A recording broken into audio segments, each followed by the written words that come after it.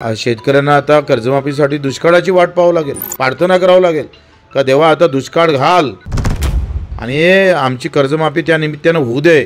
हे अत्यंत दुर्दैवी बयान मुख्यमंत्र्यांनी केलेलं आहे, त्याचा आम्ही निषेध करतो। याबाबत मुख्यमंत्र्यांनी आम्हाला स्पष्टीकरण दिलं पाहिजे का नाही।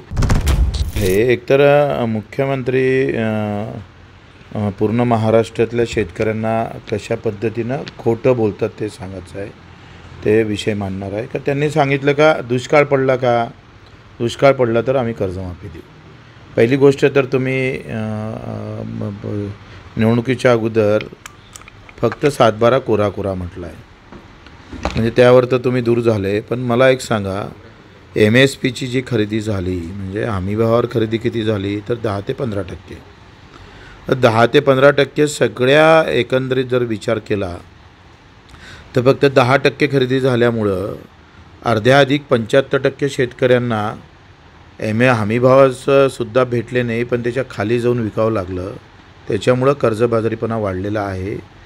याबाबत मुख्यमंत्र्यांनी आम्हाला स्पष्टीकरण दिलं पाहिजे का नाही। दुष्काळापेक्षाही जास्त जर नुकसान झालं असेल तर कमी भाव भेटल्यामुळं होतं, हे मुख्यमंत्र्यांना समजून सांगायची काही वेगळी गरज नाही। परंतु ते जाणीवपूर्वक लोकांना वेगळ्या पद्धतीचं बोललं जातं, हे त्यांच्याकडून अपेक्षा नाही आहे। मुख्यमंत्री महोदय जर अशा पद्धतीनं बोलत असेल आणि खास करून विदर्भातल्या शेतकऱ्यांचे नुकसान जास्त झालं आहे। तूर उत्पादक असेल, सोयाबीन उत्पादक असणार, कापूस उत्पादक शेतकऱ्यांना तुम्ही हमीभावानं खरेदी करूच शकले नाही, हे स्पष्ट आहे। आणि तुम्ही दुष्काळाची वाट पाहत असेल तर याच्यासारखं दुर्दैवी गोष्ट नाही आहे का। आता आमचे मुख्यमंत्री दुष्काळ भेटल्याशिवाय कर्जमाफी होणार नाही असं सांगून जात असेल तर हे सगळ्यात म्हणजे आमचा शेतकऱ्यांना आता कर्जमाफीसाठी दुष्काळाची वाट पाहावी लागेल, प्रार्थना करावी लागेल का देवा आता दुष्काळ घाल आणि आमची कर्जमाफी त्या निमित्तानं होऊ दे। हे अत्यंत दुर्दैवी बयान मुख्यमंत्र्यांनी केलेलं आहे, त्याचा आम्ही निषेध करतो।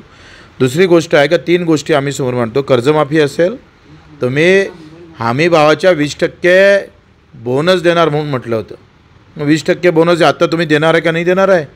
आता जे सप्टेंबरमध्ये आमचं माल निघणार आहे त्याला 20% बोनस देणार की नाही देणार ते स्पष्टीकरण करा, बावनकुळेंनी करावं।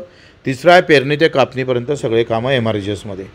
आणि मग मेंढपाळाचा प्रश्न असेल, मच्छीमारांचा असेल आणि उर्वरित दिव्यांगांचा जो काही प्रश्न अजूनही मार्गी लागले नाही, त्या संदर्भात मला वाटते स्पष्टीकरण मुख्यमंत्र्यांनी केलं पाहिजे। नाही केलं तर आंदोलन मात्र तय आहे। ते आंदोलन कसं राहणार आहे ते आज आम्ही 4 वाजता आमचे वसंतराव नाईक जे मुख्यमंत्री होते त्यांच्या समाधीस्थळी आम्ही जाहीर करणार आहोत।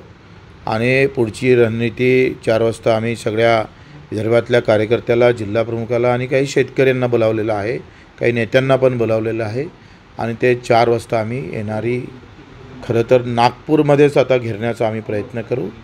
आणि आता आंदोलन करून सोडणार नाही तर जेथपर्यंत प्रश्न सुटणार नाही तेपर्यंत त्याला लावून धरण्याचं काम करू। त्याचा धर्माचे नाव देऊन 28 लोकांसाठी सिंदूर यात्रा काढतं आणि 6 लाख शेतकरी आत्महत्या करून मरतं, त्याची चर्चाही करायला सरकार तयार नाही आहे। म्हणजे कसा दुबळेपणा आहे हे स्पष्ट होते। त्यांना आऊन जाऊन फक्त नाव वापरायचे आहे देवदेवतांचे, धार्मिक लोक याच्यातले लोकांना त्या धर्मामध्ये गुंतून ठेवायचं आहे। पण तो महादेवाचा त्रिशूल आम्ही पाहतोय शेतकऱ्याच्या छाताळ्यात खुपसाचा आहे। अशा प्रकारची व्यवस्था आणलेली आहे। 6 लाखाच्या आमच्या आई बहिणी हिंदू, सरासरी 90% हिंदू आई बहिणीचं 6 लाख शेतकऱ्यांच्या बहिणीचं जेव्हा सिंदूर उधळलं गेलं त्याच्यावर मोदीजी बोलायला तयार नाही, देवेंद्रजी बोलायला तयार नाही, साधी श्रद्धांजली पण द्यायला तयार नाही आहे। एवढी आम्ही पाहतोय मानसिकता यांची येऊन बसली आहे। आणि म्हणून असे नवीन नाव काढायचे, सिंदूर यात्रा करायची। 28 लोकांसाठी सिंदूर यात्रा काढली ठीक आहे, मान्य आहे, पण 6 लाख लोक पाय घासून आत्महत्या केली, त्याच्यासाठी तुम्हाला सिंदूर आठवत नाही, त्यांचं सिंदूर दिसत नाही, याच्यासारखं दुर्दैव काय आहे। जो आहे तो अजित पवारांनी पत्रकारांना केला। आता 4थ्यांदा जर चूक केली तर माफ करणार नाही कोकणना, असं अजितदादांनी म्हटलं। एकीकडे अजितदादाच अभय देत असल्याचं बोललं जाते। आता काय गेम फसला मला माहीत नाही। एकतर कोकणटेजोड काही अजितदादाचे काही गोष्टी मला वाटते लपल्या असेल आणि म्हणून ते धाडस करत नाही।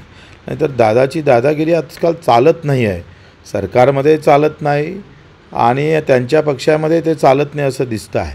कारण आपण जर पाहिलं तर 2-3 गोष्टी जर तपासल्या तर त्यांचं कोणी ऐकत नाही पक्षामध्ये असं दिसतं आहे.